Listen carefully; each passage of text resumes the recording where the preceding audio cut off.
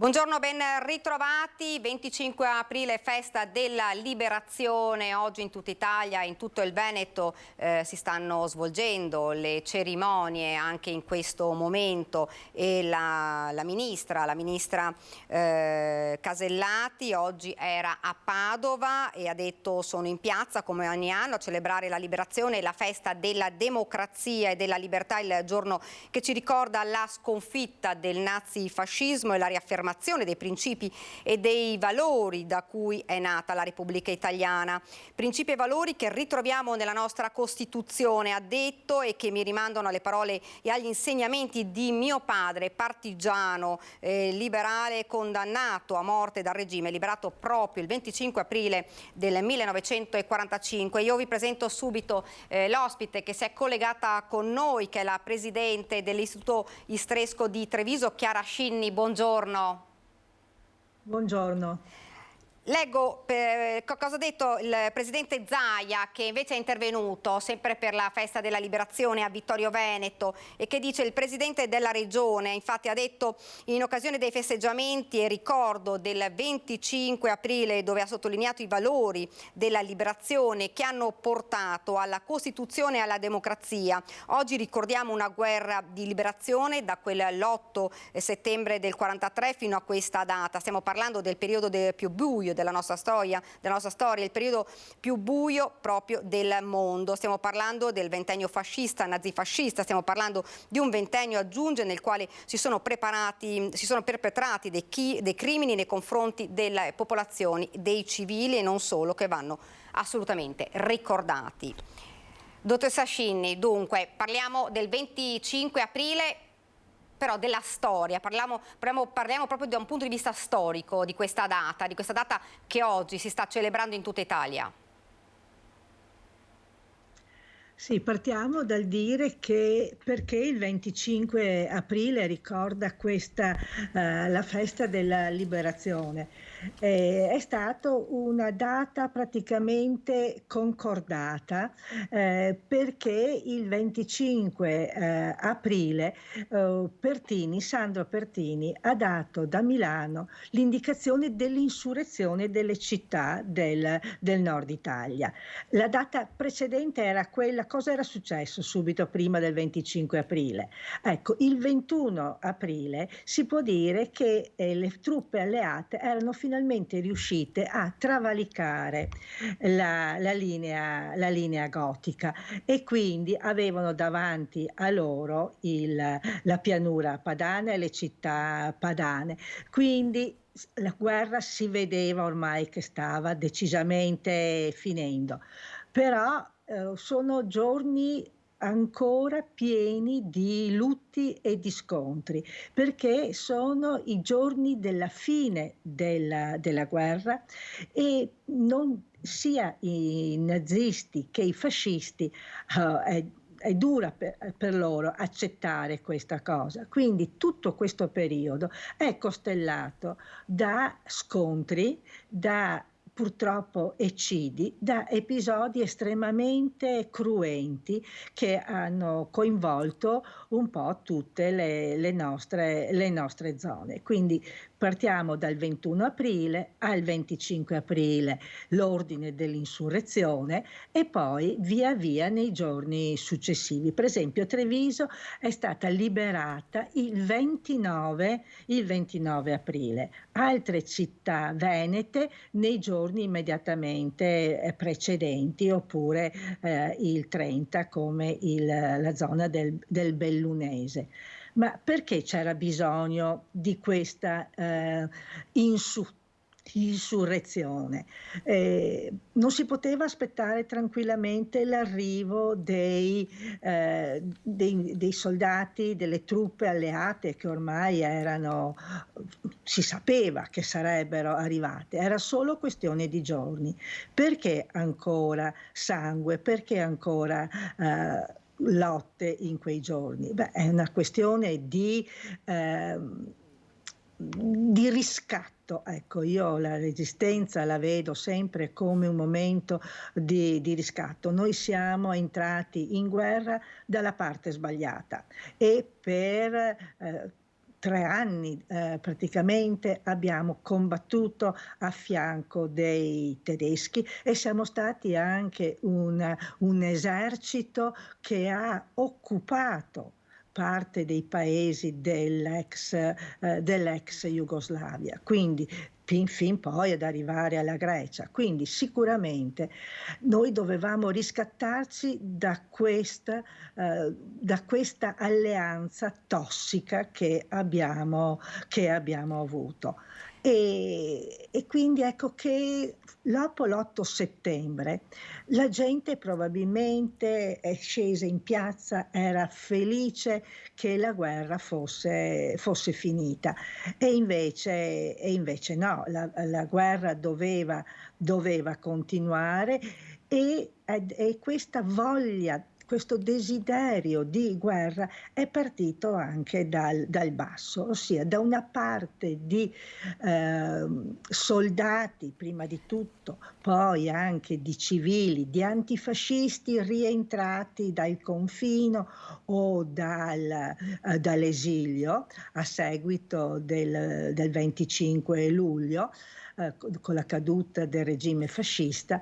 Ecco, poche persone, ma un gruppo di persone estremamente motivate hanno incominciato la resistenza e quindi è iniziata questa voglia da parte di pochi di riscattarsi. Ecco, io sottolineo questo fatto che i partigiani all'inizio erano numericamente molto limitati. Ecco, come limitato è stato il numero delle persone chiamate sotto le armi dalla nuova Repubblica Sociale Italiana per ricostituire un esercito e delle forze di polizia da parte di questo nuovo Stato. Presidente, io volevo anche chiederle, ha sentito insomma un po' tutte le istituzioni stanno parlando, insomma dice questa è una data che non possiamo dimenticare, una data che va ricordata per quello che è accaduto e perché fa parte della storia, a prescindere da tutte le polemiche che ogni anno purtroppo poi si sollevano, e abbiamo visto nella Marca tante davvero le iniziative che si stanno svolgendo dalle 8 di questa mattina e fino anche in questo momento. Nonostante il brutto tempo che sicuramente Esatto. non ha facilitato. Per esempio noi abbiamo dei nostri rappresentanti dell'Istresco che stanno partecipando a varie iniziative in provincia, per esempio abbiamo quella di Montebelluna dove la dottoressa Peatini parla di le donne della Costituzione e nella Costituzione. Per esempio a Quinto c'è il dottor Maestrello che ha aperto la casa ai cittadini, all'ANPI per ricordare quello che è successo a Quinto. In città abbiamo tutte le manifestazioni organizzate dal Comune e dall'ANPI Trevigiano. Sì, la mobilitazione è notevole. Anche forse ha suscitato più interesse proprio le polemiche che ci sono state riportate dai giornali, dalla televisione su questa data. Io penso che molte più persone sappiano per esempio dell'eccidio di Via Rasella proprio per quello che si sta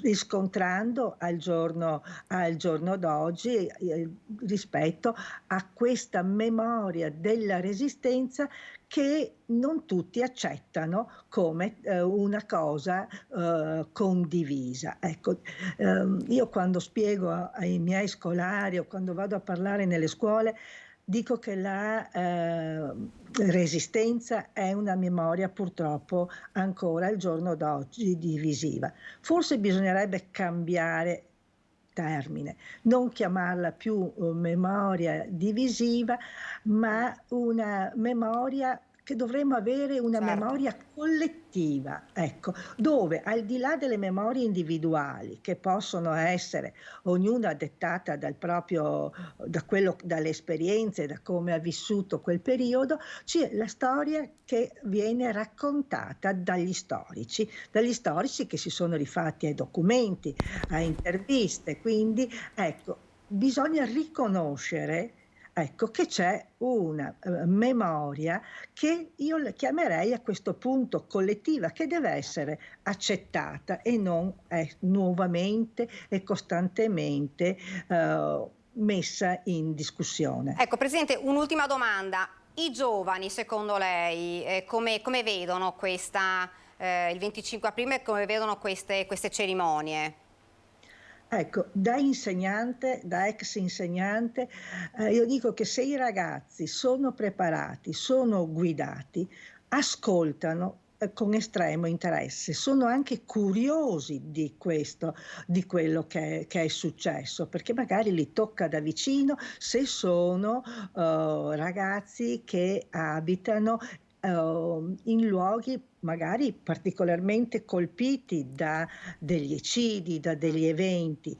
Ecco, a me piace adesso tornare nelle scuole e parlare con i ragazzi e li trovo estremamente attenti. Non è vero che non sanno ascoltare, bisogna saperlo raccontare in maniera vicina a loro. Presidente, io la ringrazio davvero. Grazie a voi. Grazie a lei. Grazie, arrivederci.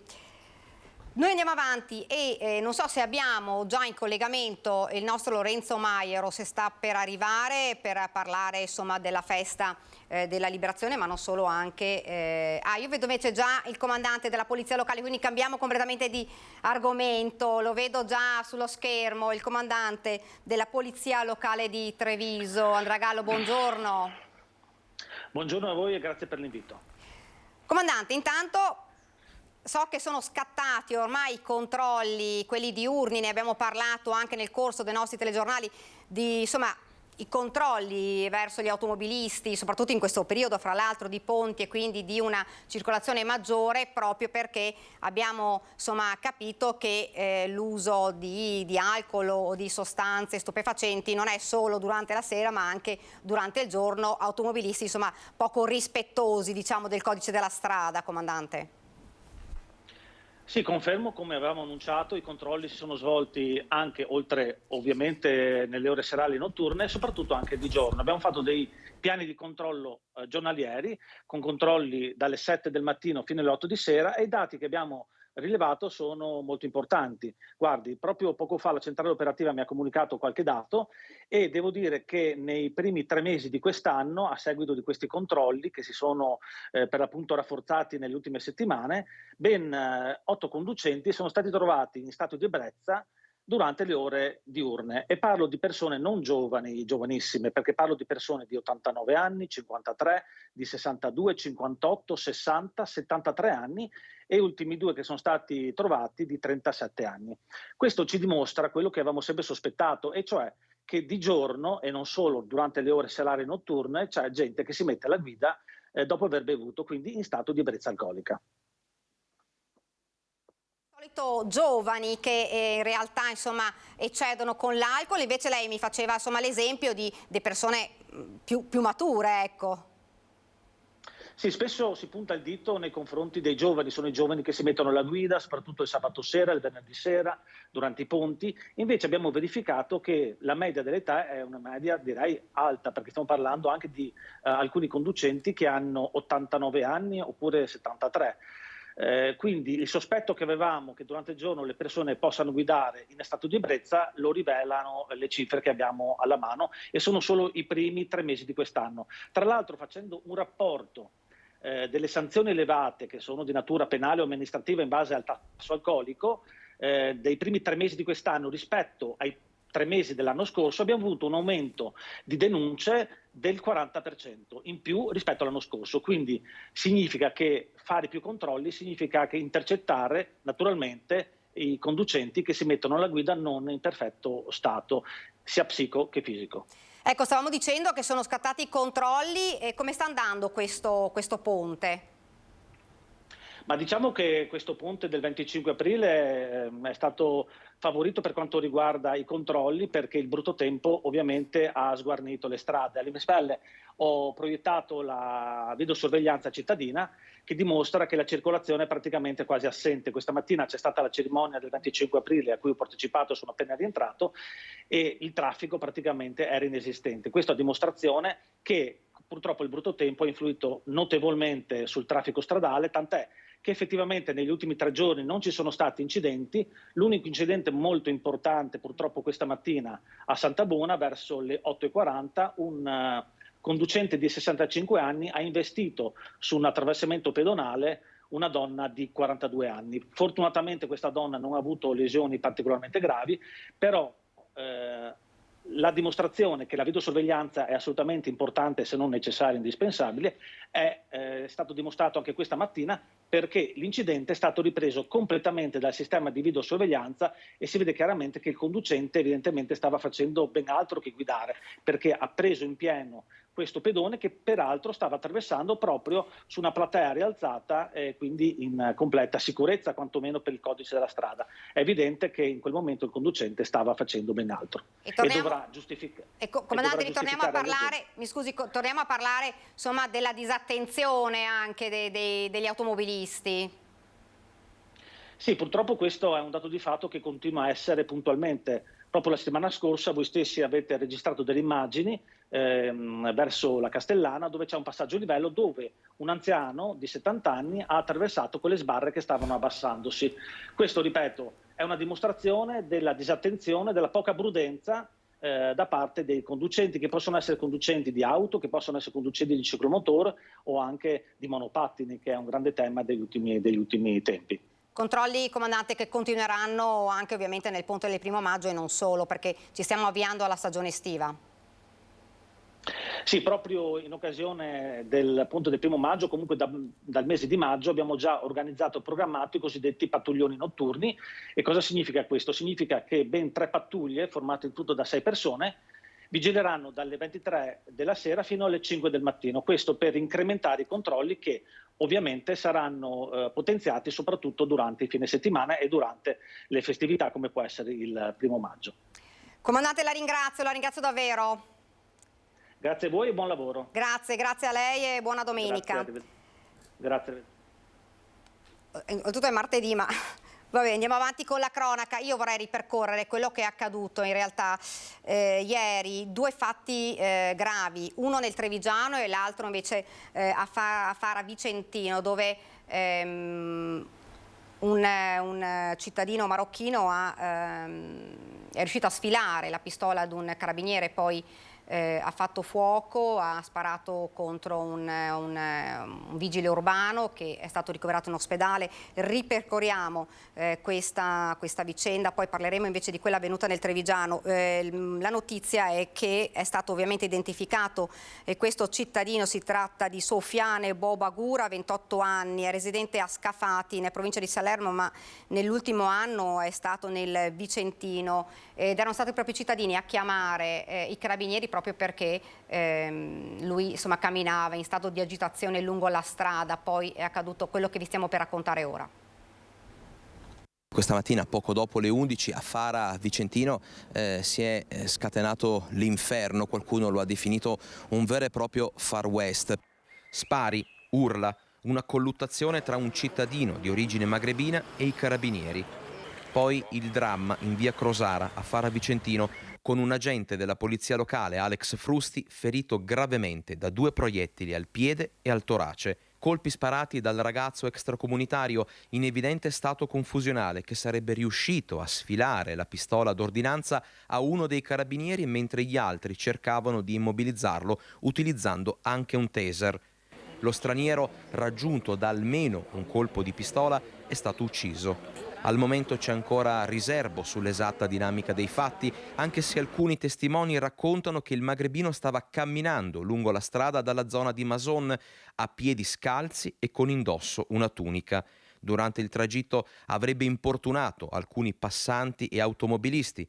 Sulle sue tracce, probabilmente a seguito di alcune segnalazioni, si era messa una pattuglia dei carabinieri che lo ha raggiunto in via Roma, a Breganze, per poi tentare di fermarlo appunto in via Crosara, a Fara Vicentino, dove in supporto è arrivata anche una pattuglia della polizia locale in transito.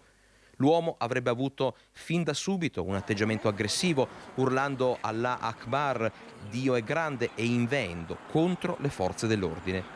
In una manciata di secondi la colluttazione si è trasformata in dramma, con la pistola sottratta al carabiniere, gli spari, l'agente colpito e il magrebino ucciso dai militari.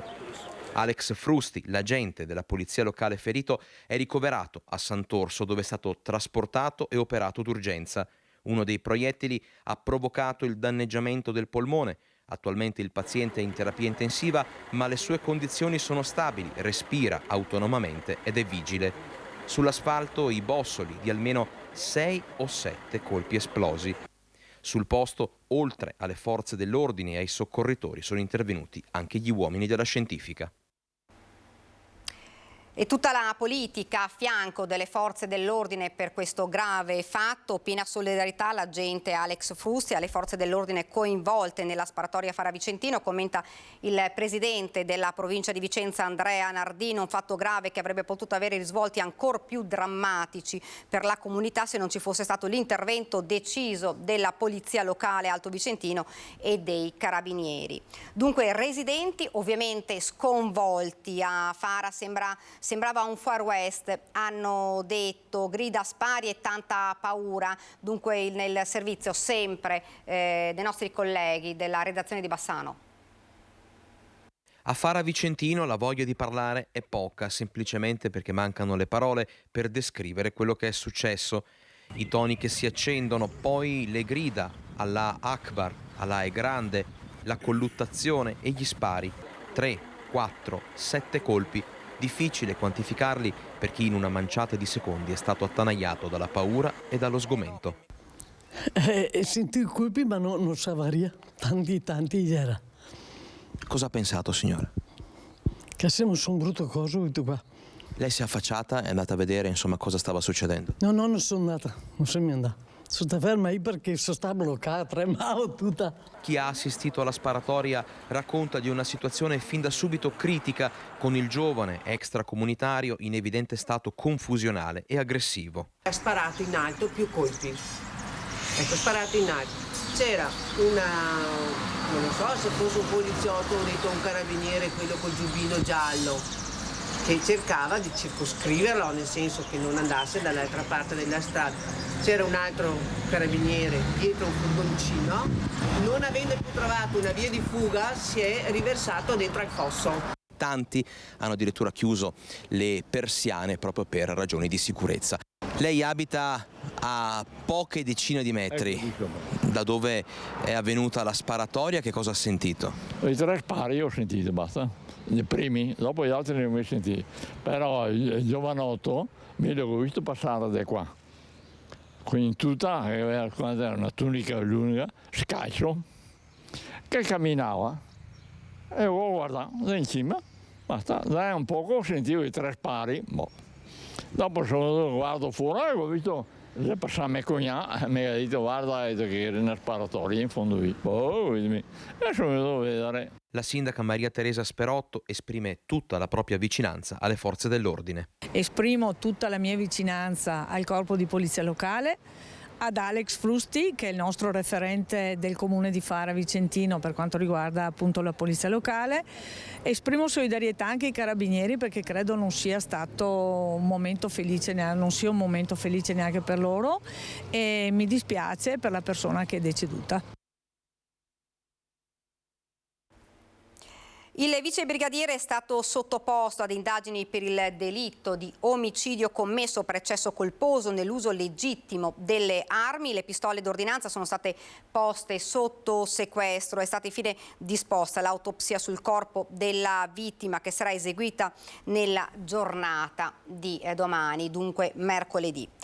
E andiamo invece ad un altro fatto di cronaca che è avvenuto nel Trevigiano ed esattamente a Oderzo, dove un cliente ha colpito con più fendenti un'avvocatessa per, sembra, una causa civilistica. Vediamo. Sono attimi di paura quelli vissuti in via dall'Ongaro a Oderzo. Mancano pochi minuti alle 10. Nello studio di Mary Zorzi, avvocatessa civilista di 50 anni, è arrivato un cliente. Tutto appare normale fino a quando l'uomo, al culmine di una lite, estrae un coltello e colpisce la donna. Più fendenti la raggiungono alla mano nel disperato tentativo di difendersi e al braccio. Lei riesce a fuggire dal suo aggressore e si precipita fuori raggiungendo l'edicola accanto. Io ho visto l'avvocato venire dentro insanguinata che gridava aiuto, aiuto. Che cosa ha fatto? E l'ho soccorsa, l'ho accompagnata, l'ho seduta sui gradini e ho chiamato subito il 118. Sotto shock dolorante, Mary Zorzi chiede all'uomo se ha altre ferite sul corpo, tanto era stata la folle aggressione del cliente. Nello stesso piano dello studio legale, Marco Pignatti sente le urla. Quando sono uscito, ho aperto la porta, ho visto le macchie di sangue e mi sono, saltandole, affacciato, ho visto che c'era un gran crocchio di persone, quindi ho solo intravisto la sagoma dell'avvocato stesa per terra e basta. La donna soccorsa dal 118 è stata portata in ospedale a Oderzo, è sotto shock, dice il compagno. È scossa, veramente scossa, c'è momenti di riuscita a parlare tranquillamente, momenti di pianto perché comunque nonostante tutto continua a difendere questa persona, poverino, si è rovinato la vita. Nonostante tutto pensa ancora a lui. L'infermiere Giuseppe Silvestrini, 53 anni, si è allontanato dallo studio legale e si è diretto a casa dove si è tolto la vita. Con sé ha portato il coltello che poi deve aver gettato via da qualche parte. I carabinieri lo stanno ancora cercando. Nell'edificio di via dall'Ongaro tutti sono sotto shock. E siamo tutti quanti addolorati e sconcertati, cioè è pazzesco che possa... Tra l'altro in quel momento stavo guardando proprio in Rai una trasmissione che parlava proprio dell'aggressione alla psichiatra che poi è morta, quindi credo ci sia da lavorare molto in questa cosa. Siamo sconcertati, dice il sindaco Scardellato. La situazione è difficilissima perché ci domandavamo, quindi succede a uno psicologo che riceve, all'avvocato con gli appuntamenti, quindi di doversi mettere in condizioni di sicurezza per qualsiasi tipo di incontro, perché ormai il numero di queste persone che perdono il controllo è elevatissimo. E quindi bisogna che chiunque fa un tipo di lavoro a rischio non riceva mai da solo. Alla base della diatriba forse dei terreni in vendita, una questione di eredità, ma solo Mary Zorzi potrà far luce sugli istanti prima di quella folle aggressione. Noi avvocati siamo in trincea, così Diego Casonato, presidente dell'Ordine degli Avvocati di Treviso, commentando l'aggressione alla collega Mary Zorzi. Sentiamo l'intervista, poi ci colleghiamo invece col nostro direttore generale. Intanto che saluto Francesco Benazzi, lo vedo sullo schermo. Buongiorno. Buongiorno. Dunque, il servizio e poi subito anche commentiamo questo fatto. Questa mattina il presidente dell'Ordine degli Avvocati di Treviso, Diego Casonato, ha subito chiamato la collega Mary Zorzi in ospedale a Oderzo. È forte, dice, ma è molto scossa. Ha subito dei tagli, soprattutto alla mano, perché ha cercato di difendersi dall'aggressione di questa persona che era armata di un coltello, però diciamo non ci sono lesioni che possono compromettere il fisico. La collega è molto forte,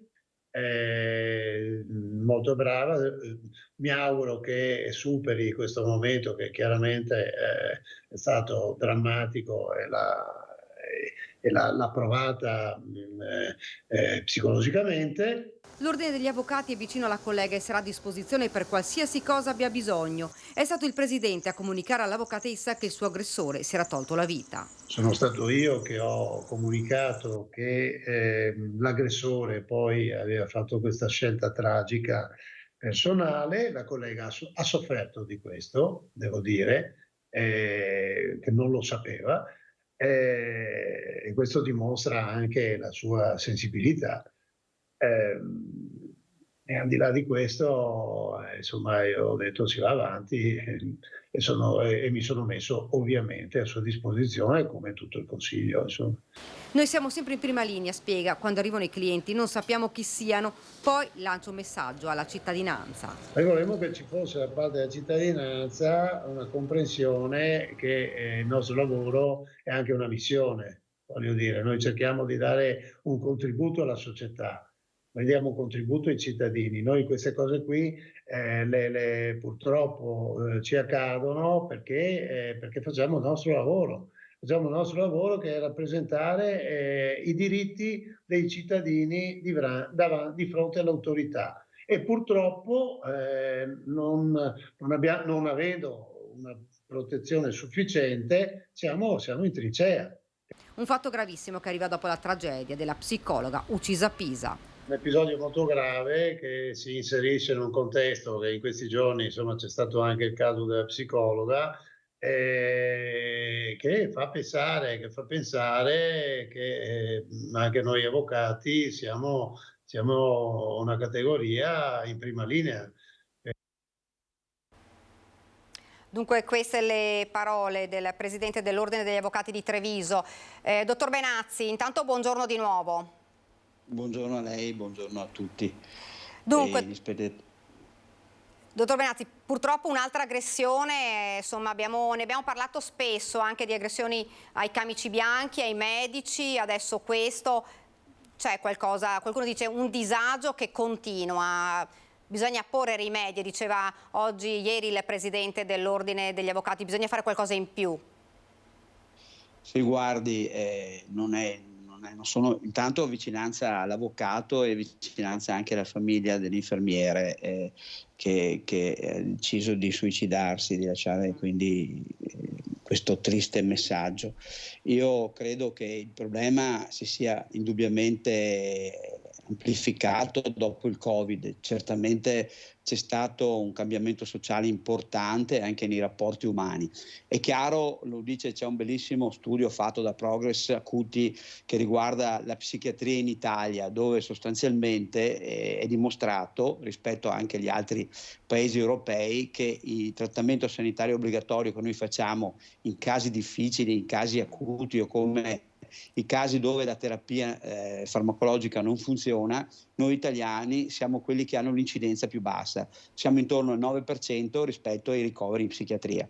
Quindi è chiaro che noi stiamo lavorando molto, in Italia si lavora molto di più sul territorio, quindi sulla presa in carico del paziente, eccetera.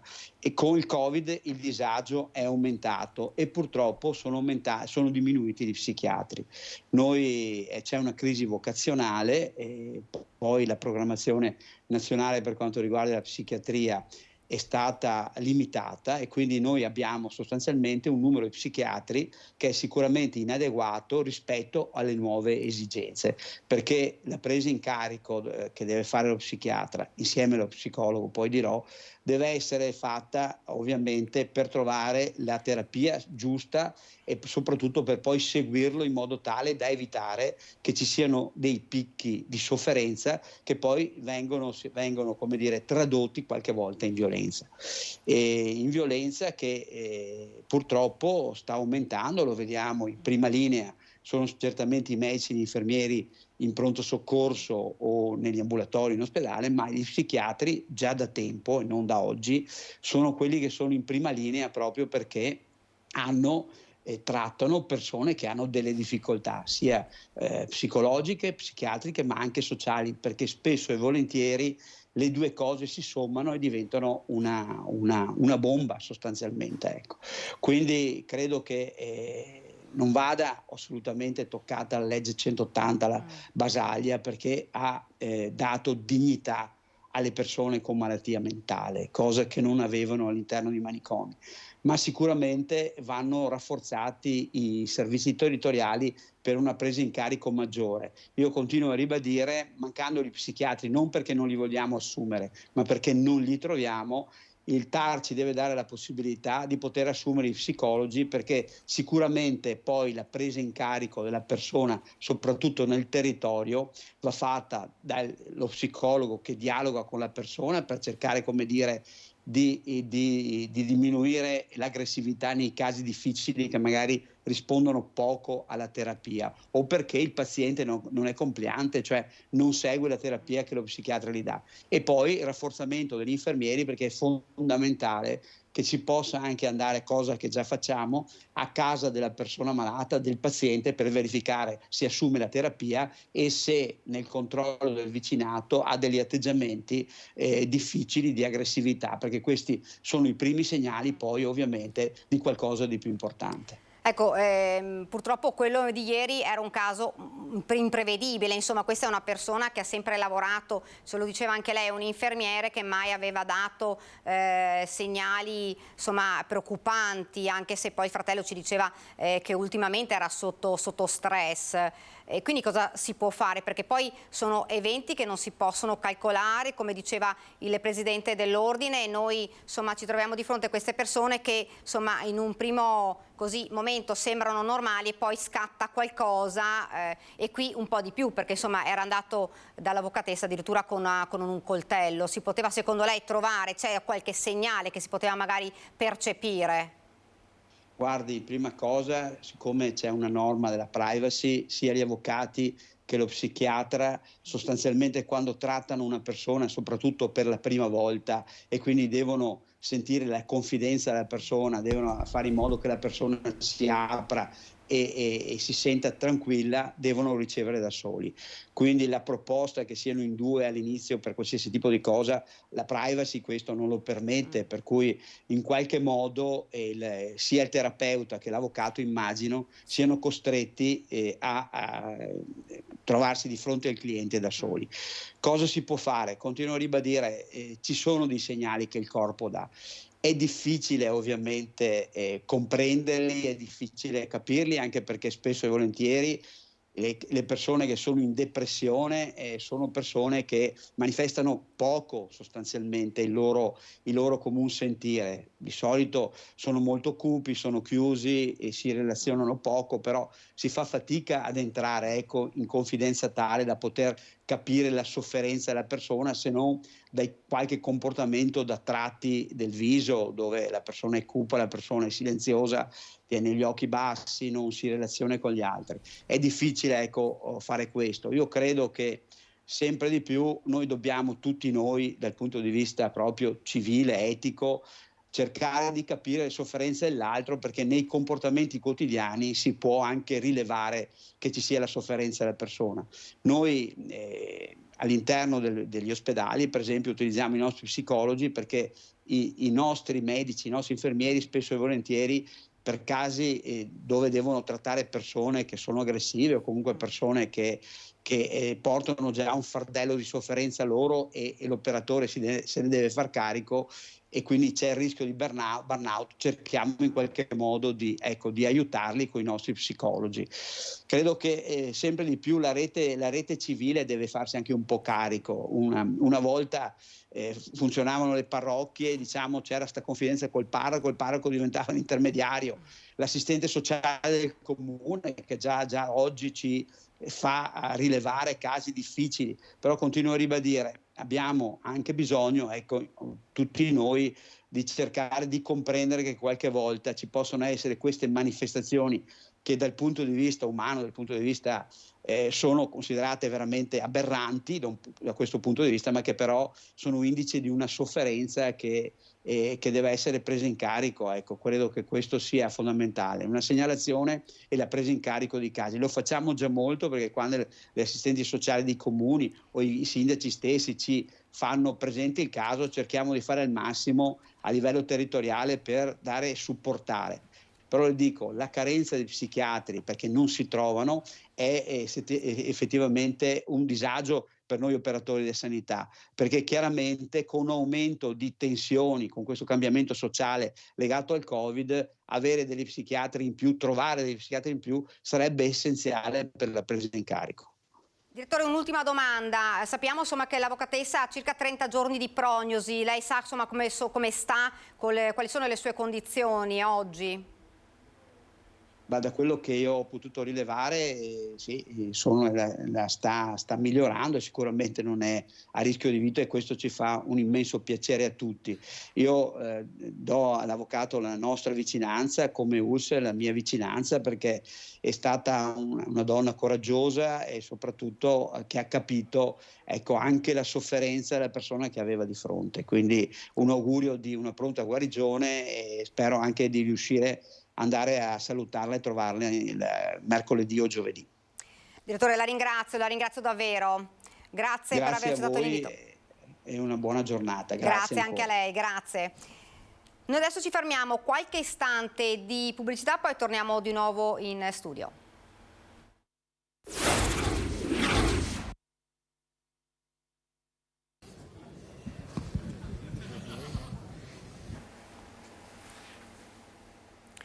Siamo tornati in studio, andiamo subito nel Trevigiano, a Badoere, dove per noi c'è il nostro Lucio Zanato per parlare di 3 asparagi per un marchio veneto. Lucio, a te la linea.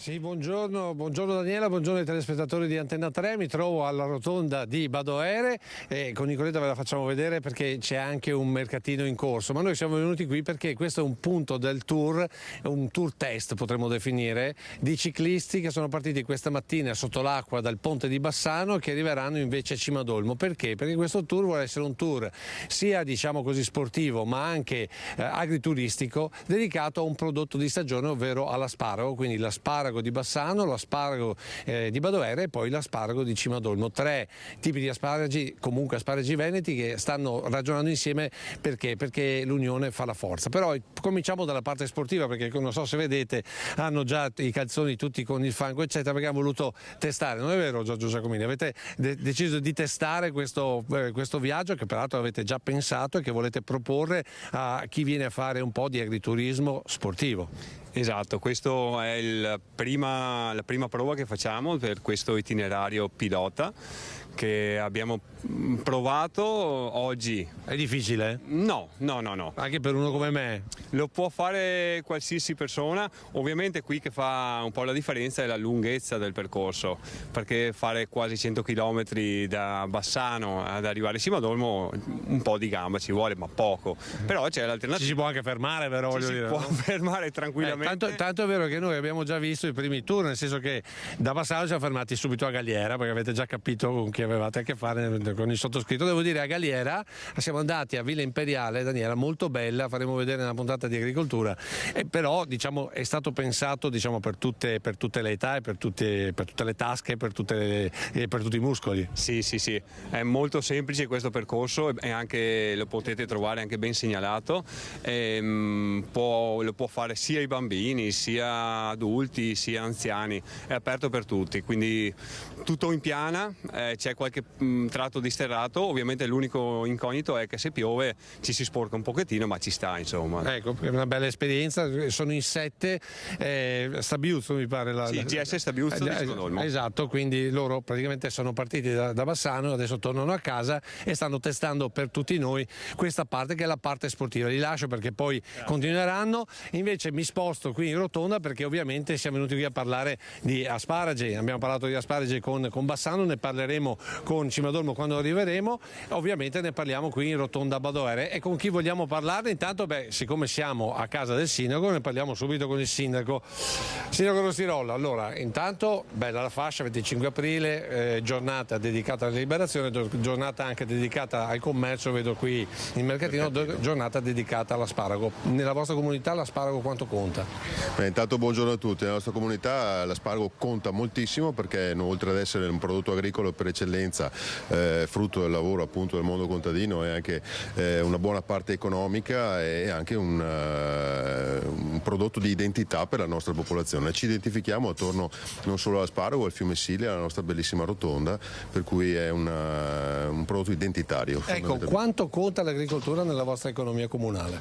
Ma l'agricoltura, come ben sappiamo, il settore primario non è più prevalente come lo era una volta, che è stato sostituito ancora ancora anni or sono dal mondo dell'artigianato, però l'agricoltura conta ancora molto, come soprattutto cultura di nicchia, una cultura che comunque ci fa apprezzare non solo il prodotto dell'asparago ma anche il territorio, per cui ha una valenza a 360 gradi, perché l'indotto non è solamente appunto per il mondo dell'agricoltura ma anche per il mondo del turismo, del microturismo di cui noi viviamo e di cui vivono anche le associazioni che promuovono il nostro territorio. Appunto 360 gradi, Nicoletta, per chi non conosce la rotonda di Badoere facciamola vedere, perché è un tour a 360 gradi, è una particolarità la vostra che vi contraddistingue. Quanta gente arriva soprattutto dall'estero a vedere questa meraviglia del nostro territorio? Beh, non abbiamo contezza perché non abbiamo una statistica vera e propria, ma abbiamo la statistica degli operatori che incontrano quotidianamente durante le festività i nostri turisti. Arrivano soprattutto dalla media dell'Europa, Germania, Francia, Svizzera, Austria, arrivano molti turisti che con camper prevalentemente stazionano e soggiornano magari in posti limitrofi e attraverso anche la bicicletta e le bellissime strade della Greenway e del Parco del Sile arrivano appunto per conoscere e per gustare appunto l'asparago e per conoscere il nostro territorio. Ecco, quanto è contato aver ricondotto la vecchia Treviso-Stiglia in pista ciclabile e quindi in tour, in slow tour si direbbe, ma noi lo diciamo in italiano, ovvero in tour lento, in passeggiata tranquilla, e soprattutto questo ha fatto sì che sia aumentata la vostra economia del turismo qui? Assolutamente, la Treviso Stiglia per noi è l'autostrada del turismo lento della bicicletta, è un'autostrada a tutti gli effetti ed è stato una visione lungimirante il fatto di rimettere in atto, tra l'altro il primo tratto ristrutturato e sistemato è il tratto di Badoere Quinto, a cui sono seguiti e stanno per essere completati i tratti proprio fino a Ostiglia, in particolare ora sul Vicentino e sul Veronese, grazie anche all'ottimo intervento della Regione Veneto. Ecco, ma sono aumentati ad esempio non so, le attività di ricezione, tipo che ne so, le case vacanze, tipo gli agriturismi con possibilità di dormire? Allora, in maniera sempre lenta come proprio il nostro turismo, però aumenta la ricettività, aumenta la consapevolezza da parte di alcuni nostri concittadini di creare appunto momenti per l'accoglimento non solo a Badoere ma anche nei territori limitrofi. Ricordiamo che l'asparago comprende 15 comuni a livello di identificazione IGP, per cui la nostra volontà, la volontà del consorzio e quella anche della Proloco è quella di espandere come caposaldo qui proprio Badoere, ma di espandere il turismo attorno al prodotto agricolo e al turismo lento, facendo squadre e sinergia tra tutti. Ecco, allora lasciamo invece il sindaco, andiamo direttamente dal presidente del consorzio, perché noi siamo venuti qui, presidente, per parlare di asparagi. La vostra annata come sta andando? Mi pare che ci sia qualche difficoltà, o sbaglio? Buongiorno a tutti, sì, ci sono state difficoltà inizialmente con il secco perché c'è stata un'annata proprio difficile, poi è partita la stagione, però c'è stato un ritorno di temperature ancora molto basse che hanno bloccato, quindi c'è una produzione molto altalenante. Prezzi, perché noi abbiamo la gente a casa che vuole mangiare uova e asparagi, quindi bisogna capire. I prezzi non sono sempre stati molto soddisfacenti, perché naturalmente il nostro è un prodotto di nicchia, è un prodotto che ha una certificazione come tutti i prodotti a marchio IGP, che sia di Badoere, che sia di Bassano, che sia di Cima d'Olmo, che voglio ricordare che è l'unica regione che ha la possibilità di avere 3 IGP, che non è una cosa da poco.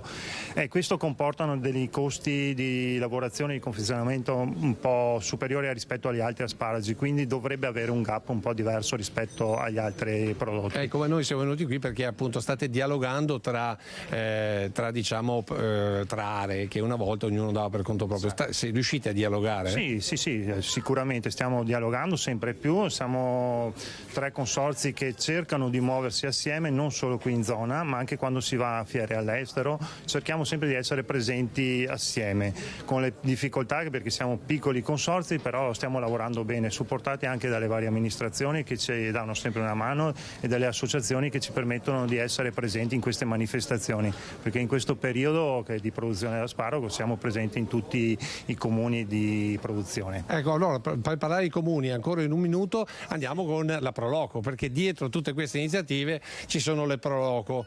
Quanti piatti di uova e asparagi state facendo voi in questo momento? Intanto buongiorno a tutti. Beh, questo è proprio il periodo di degustarlo questo asparago, comunque se ne fanno tanti. Al momento non abbiamo una stima, ma comunque in queste serate abbiamo avuto sempre un pienone del nostro stand, quindi una buona da quanto volontariato c'è? Quanto lavoro c'è? Perché devi sapere, Daniela, che noi abbiamo fatto il giro insieme ovviamente ai produttori, abbiamo incontrato anche i responsabili delle Proloco e ho visto dietro un volontariato pazzesco e una voglia incredibile di raccontare il proprio territorio. Ad esempio qui voi raccontate la rotonda di questa bellissima rotonda. Certo, allora gli dico subito che tutte le associazioni del comune, la maggior parte lavorano tutti in sinergia con la Proloco, quindi noi siamo un po' il caposaldo, ma sono tutti personaggi del comune che si attivano proprio in questo periodo, essendo poi la Sacra Cru del nostro comune, quindi si arriva a 300, anche 400 persone per tutto il periodo che danno una mano appunto per la buona riuscita di questa manifestazione. Avete capito che è proprio un esercito che si muove, questo delle Proloco, un esercito di buona volontà per pianificare il nostro territorio. Io direi che se non hai domande, Daniela, ti restituisco la linea e continuo questo tour che ci porterà a Cimadolmo. No, grazie davvero a Lucio Zanato, grazie anche alla collega Nicoletta Rizzetto lì a Badoere per questa bella manifestazione. Noi andiamo avanti, parliamo invece di giovani, e di hip hop e lo facciamo assieme a Etienne Jean-Marie, coreografo conosciuto fra l'altro a livello non solo nazionale, poi ne parleremo anche insieme a lui, e a Francesca che è insomma una giovanissima che insomma da tanti anni pratica l'hip hop. Quindi buongiorno a tutti e due. Buongiorno. Prima di iniziare vorrei far vedere il primo video dove si vedrà anche Francesca.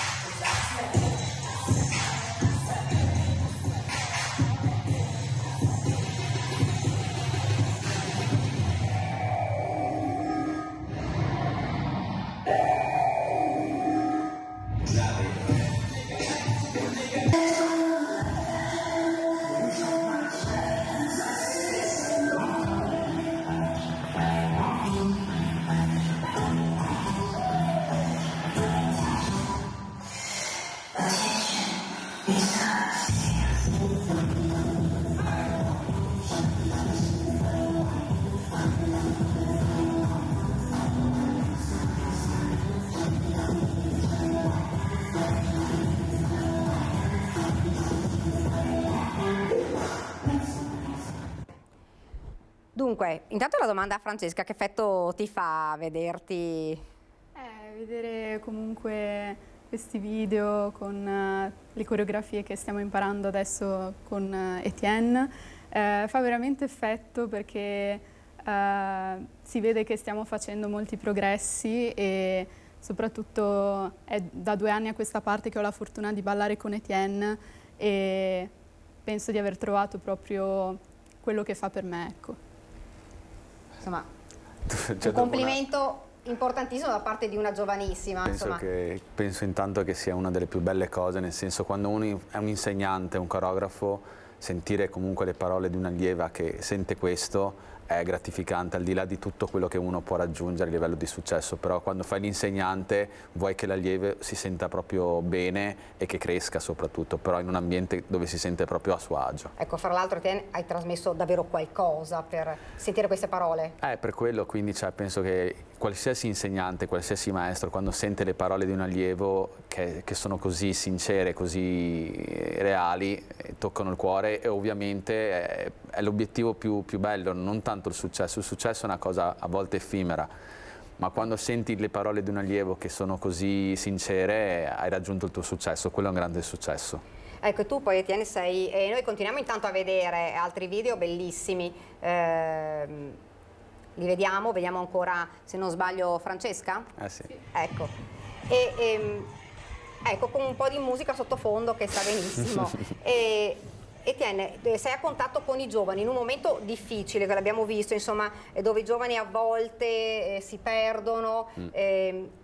L'importanza di ballare, l'importanza di questa attività, di questa disciplina, l'importanza proprio di coinvolgere questi giovani. Assolutamente, allora io penso che questa è la mia professione da tantissimi anni, però ho sentito proprio un impulso interno dove a un certo punto, dopo aver fatto la mia carriera e che la continuo a fare, il fatto di essere vicino ai giovani, perché io sono cresciuto praticamente da solo e ho sentito la passione della danza e mi ha aperto un mondo, mi ha fatto stare bene, mi ha tenuto lontano da tante cose e da tante cose che succedono ovviamente nel quotidiano dei ragazzi. E la passione della danza mi ha aiutato a sentirmi più vivo e vedendo anche quello che è successo nell'ultimo periodo, negli ultimi anni, è stato distruggente vedere tanti giovani perdersi e ho sentito proprio l'impulso di avvicinarmi sempre di più ed è un mio obiettivo, quindi io adoro lavorare con i bambini e i ragazzi, i teenagers. Ho anche la mia scuola dove ci sono anche adulti, però io cerco sempre di lavorare più con loro perché sento proprio di esserli vicino, sento di essere comunque una guida, tra virgolette, su quello che può essere la mia passione, però cercando anche di dare degli insegnamenti anche costruttivi per la loro vita, nel senso proprio il sacrificio, la determinazione, il fatto che comunque quando ci sono delle difficoltà non bisogna soffermarsi, bisogna affrontarle anche cadendo, perché è giusto cadere, non si può sempre vincere, è impossibile vincere, bisogna anche accettare i fallimenti e proprio con i fallimenti cercare di comunque vedere una luce, perché è quella la cosa, la luce si vede nel buio, non si vede mai con la luce. Quindi quando si riesce a raggiungere questo con i bambini e con i teenagers si può creare poi un futuro migliore quando sono più grandi, quindi questo è il mio obiettivo, diciamo, oltre alla danza, ecco. Ecco, io avevo iniziato a vedere, magari lo facciamo vedere adesso, perché avevo visto, se non sbaglio, Etienne che ballava. Sì. Quindi rifacciamo vedere un pezzettino del video.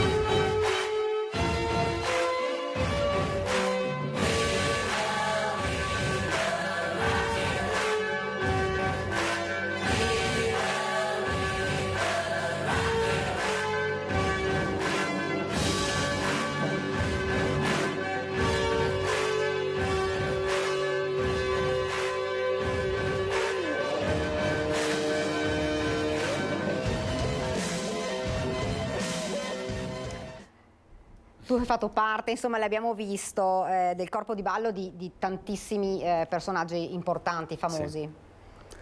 Sì. Diciamo che quello sono un obiettivo, nel senso da bambino io sognavo di fare questo, però era un sogno talmente grande, talmente impossibile per gli altri, non per me, perché sono sempre stato Peter Pan e ho sempre sognato proprio in grande, quindi non vedevo la cosa impossibile, la vedevo come un grande sogno. E è stato difficilissimo, molto difficile, tantissime porte in faccia e tantissimi fallimenti, come appunto dicevo prima, però proprio perché è stato difficile l'ho valorizzato ancora di più quando sono riuscito a conseguirlo, perché ho dovuto fare tanti sacrifici, non mi sono adagiato sulle comodità, quindi sono andato via di casa prestissimo, senza nulla, senza neanche la possibilità di capire cos'era la mia vita a livello di danza, perché io ho imparato per strada a ballare, quindi non ho mai fatto scuola in un centro come quello in cui lavoro, dove ho la mia scuola. Per cui, proprio perché comunque sono riuscito a fare delle cose che per le persone è talmente impossibile, il mio messaggio è questo con i ragazzi. Quindi io quando lavoro con loro faccio capire che non è impossibile, ci vogliono sacrifici, ci vogliono determinazione, ci serve anche il fatto che proietti il fatto che cadi e ti rialzi, cadi e ti rialzi, cadi, e costantemente, è la vita, non può essere sempre su, è proprio una montagna russa. Certo, hai lanciato un messaggio importante, tu hai detto sei un Peter Pan, e questo è un messaggio Sì. che dai anche ai ragazzi come Francesca. Sì, io penso che loro siano come me, io mi rifletto, vedo loro e vedo me. E quindi dico, se ce l'ho fatta io possono farcela anche loro, quindi il mio motto è proprio questo, se ce l'ho fatta io ce la possono fare anche tutti gli altri. Quindi io vedo loro, li conosco e ognuno ha delle sue unicità e sono veramente belli, nel senso che a volte si sentono un po' privati, un po' demoralizzati, però è la vita, quindi li faccio capire che possono farcela proprio con le loro potenzialità. Ovviamente non è facile, devono sacrificarsi, devono avere tanta determinazione, devono lavorare sodo, devono saper affrontare la vita. Però possono farcela, e questa è la cosa bella, che ognuno di noi può farcela, però non è sufficiente dire voglio farcela. Ci sono dei percorsi e quei percorsi sono naturali per ogni persona, quindi è bello vederli crescere per me. Francesca, sentire le parole di Etienne, cosa ti fanno pensare? Le parole di Etienne mi fanno spesso riflettere, soprattutto perché Etienne ci parla spesso a lezione e insomma è proprio come diceva Etienne una metafora della vita, il fatto di cadere, rialzarsi e focalizzarci su noi stessi, sulla nostra personalità, i nostri punti di forza. E quindi è proprio anche questo che mi ha colpito di Etienne, il suo modo di insegnare e l'approccio che ha con i ragazzi sicuramente. Quali sono le caratteristiche ci sono delle caratteristiche soprattutto per poter fare ballare l'hip hop? Allora, in realtà la prima... Perché vi ho visto molto snodati. Sì, però in realtà la cosa più bella è questa, che dipende sempre che obiettivo hai, però la prima cosa importante è che ti piaccia la musica, perché se non ti piace quello diventa, se è una costrizione, non piace di qualsiasi cosa, quindi la passione per la musica, la passione per la danza, e poi anche se sei legato o magari non ti senti a tuo agio, poi puoi cambiare, perché impegnandoti e appassionandoti le cose difficili diventano facili, perché la passione è quella che muove tutto, no? In qualsiasi settore, non la danza. E le cose difficili sono le cose che io dico sempre, cercate di andare incontro alle cose difficili, perché sono quelle che fanno crescere. Le cose facili ti mettono in una situazione di comfort, invece applicandoti, anche se ritieni che è una cosa impossibile, man mano che lavori, man mano che ti appassioni, diventa molto più semplice la cosa. Quindi le caratteristiche sicuramente secondo me sono la passione. Poi ovviamente, come mi sono ripetuto anche prima, la determinazione, quindi essere costanti. La costanza in tutte le cose fa la differenza. Certo.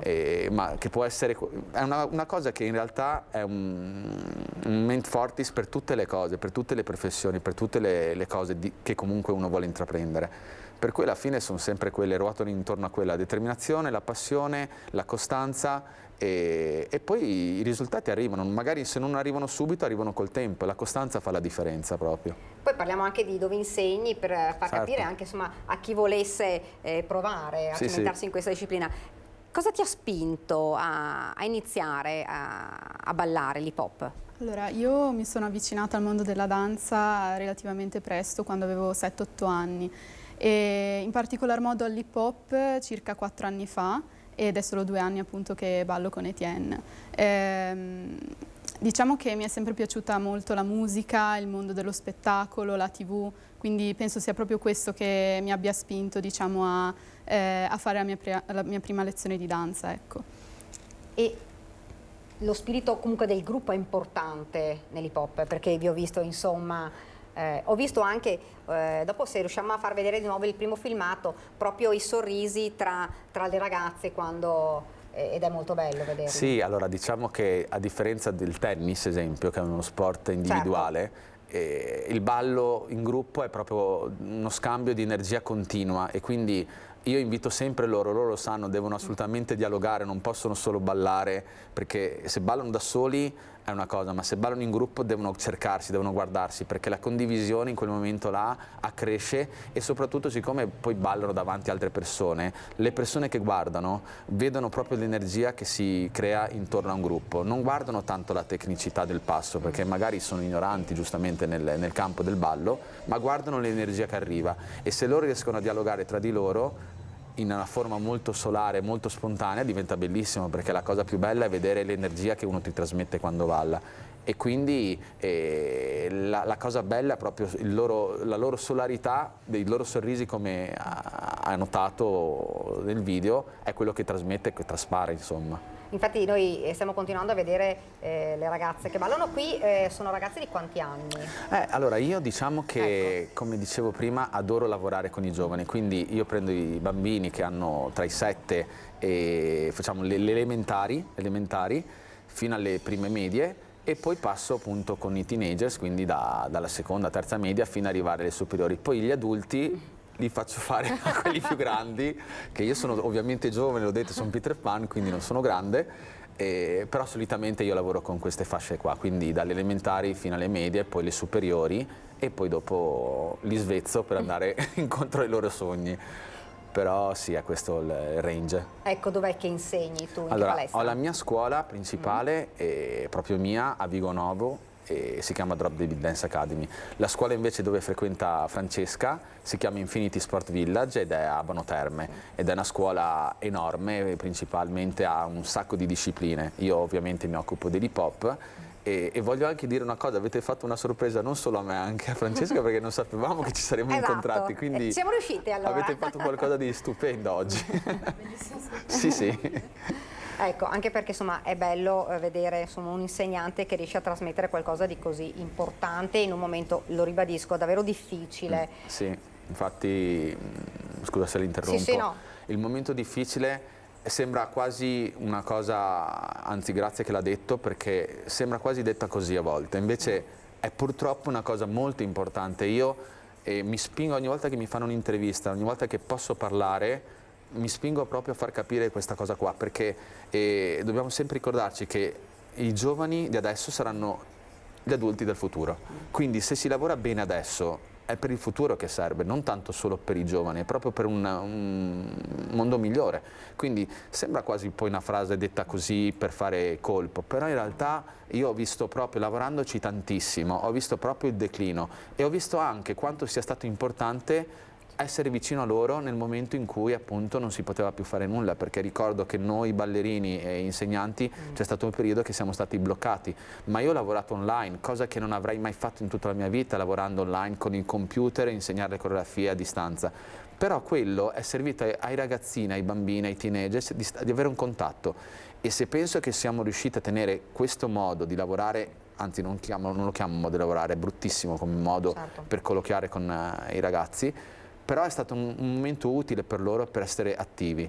Adesso bisogna lavorare ancora di più e dare il più possibile spazio a loro, perché se lo facciamo tutti insieme ovviamente può cambiare qualcosa.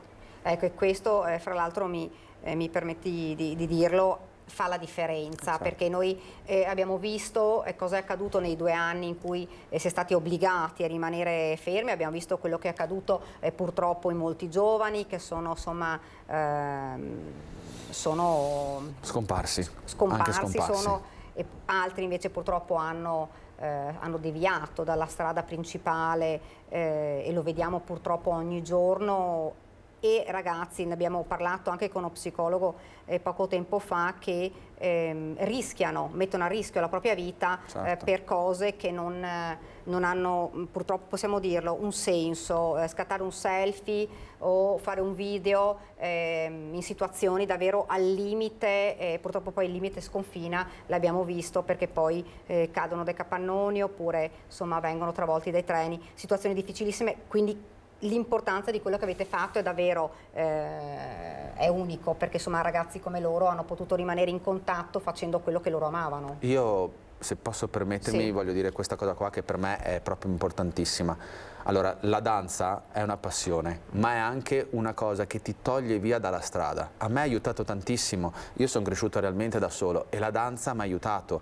E io sono un po' atipico, nel senso che abito qua in Veneto da sempre, ma non sono proprio veneto, ovviamente. Però non bevo. Quindi io faccio una cosa molto importante con loro, io li parlo tantissimo, sia con i piccoli che con i giovani, però a me, io cerco di dare la mia esperienza, quindi io non bevo, non fumo e quindi sono molto salutista, diciamo.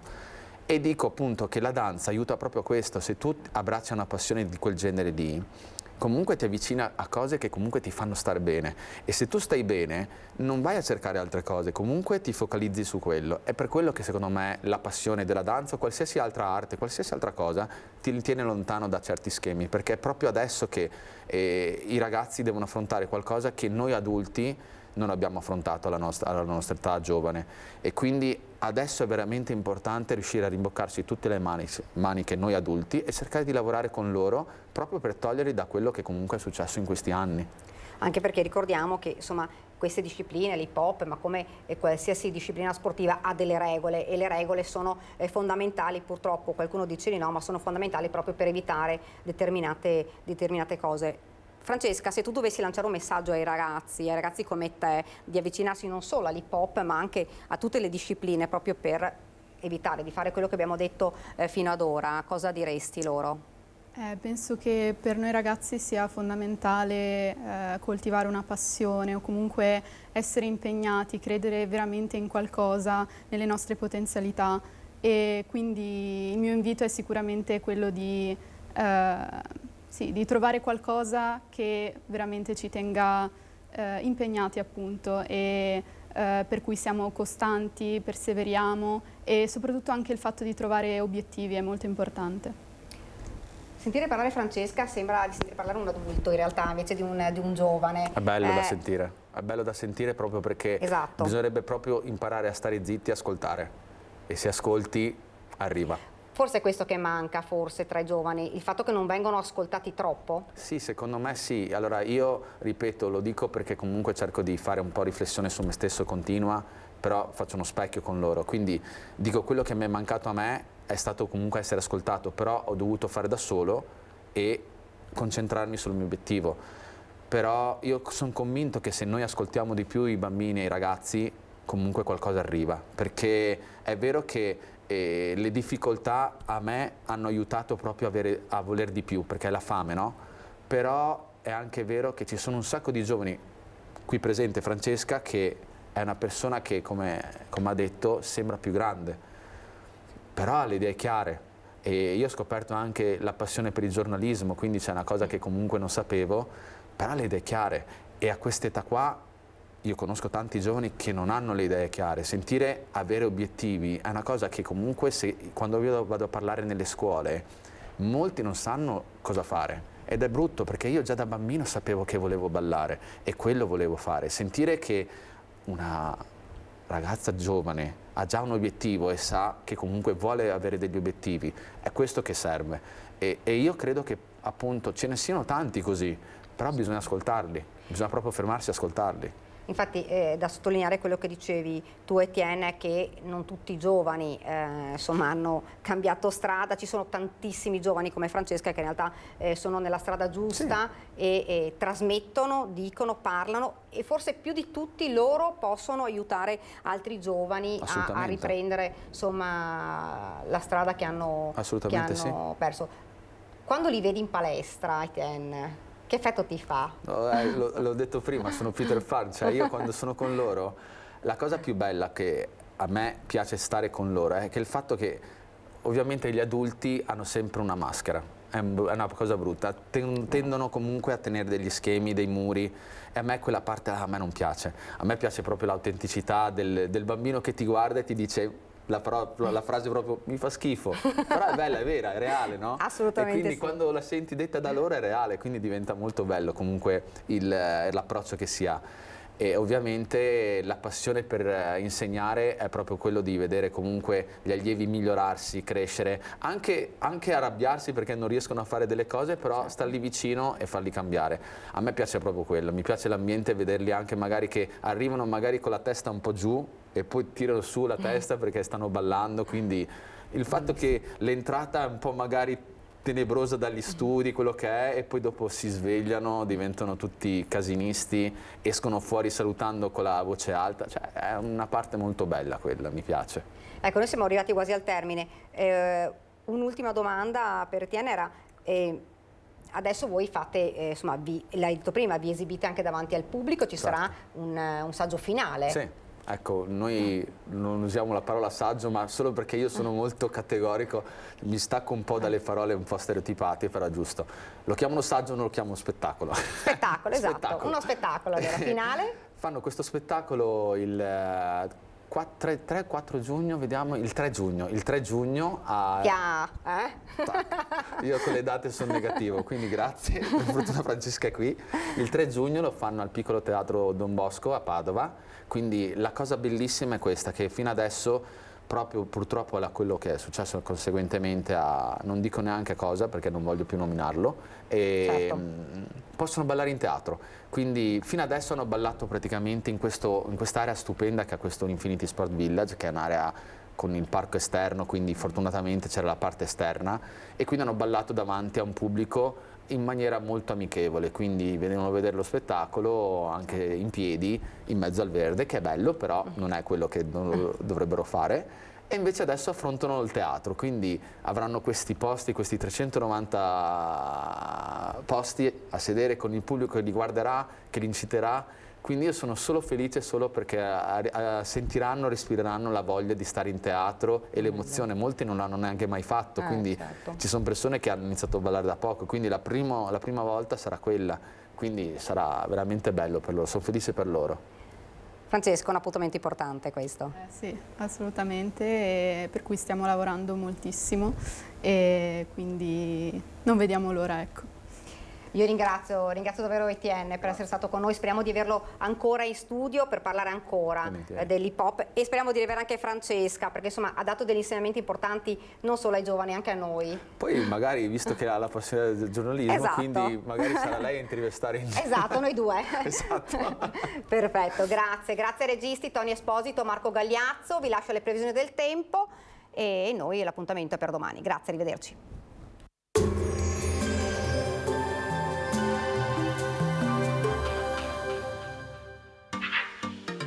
Tremonti, attrezzature e materiale per saldatura professionale a Montebelluna. Bentrovati al meteo. Atmosfera instabile, una perturbazione rende il tempo variabile in questo ponte del 25 aprile, festa della liberazione. Vediamo insieme il dettaglio. Sul Veneto la giornata sarà caratterizzata da un tempo spiccatamente instabile, come detto. Avremo precipitazioni sparse e discontinue anche a carattere di rovescio. Poi dalle ore centrali crescenti schiarite, specie in pianura, alternate ad annuvolamenti.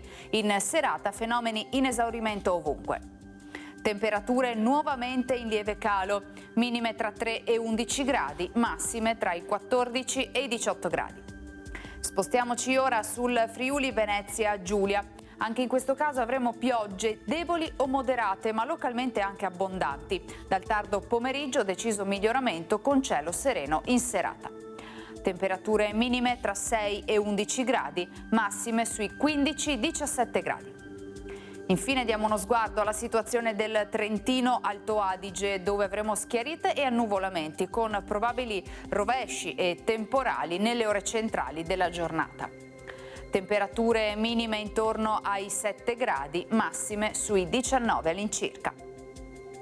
Dal meteo di Antenna 3 per ora è tutto, grazie per l'attenzione, arrivederci.